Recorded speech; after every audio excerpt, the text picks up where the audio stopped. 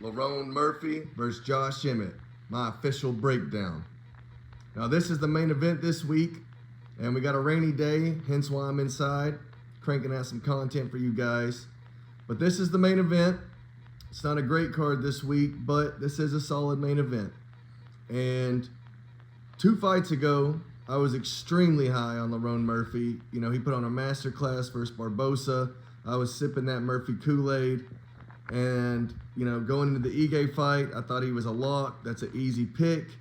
Thought he would just dog walk him. And he got rocked pretty bad. Almost got finished. Was able to eke out a decision. But he didn't look great. You know, he looked pretty mid that fight. And I think he is a walking fraud check after that Dan Ige performance.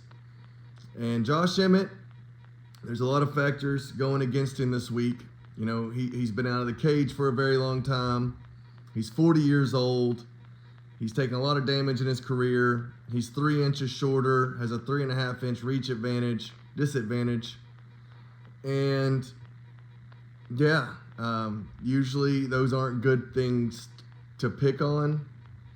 But the fact this fight is a 25-minute fight, I think that goes in Emmett's direction, just because that gives him 25 minutes to find that kill shot. And, you know, if Dan Ige, he's got some pop in his shots, but he has a habit of rocking people and then not finishing them. Whereas Josh Emmett, when he hurts you, you're going fucking down. I mean, the dude has just got nuclear power in his hands. He might be the hardest hitting 145er alive, even though that is probably Jeremy Stephens, and we saw what Jeremy Stephens did to him.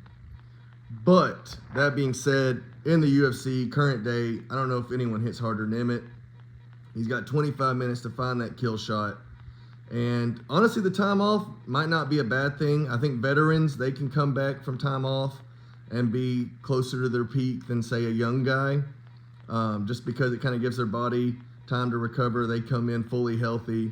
And, you know, they've had so many fights that, you know, that ring rust really doesn't affect them as much, in my opinion.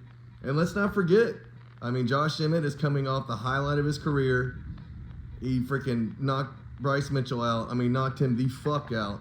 You know, he hit Bryce so hard that, well, we've seen what Bryce has been talking about lately. He doesn't even know who to fish with anymore.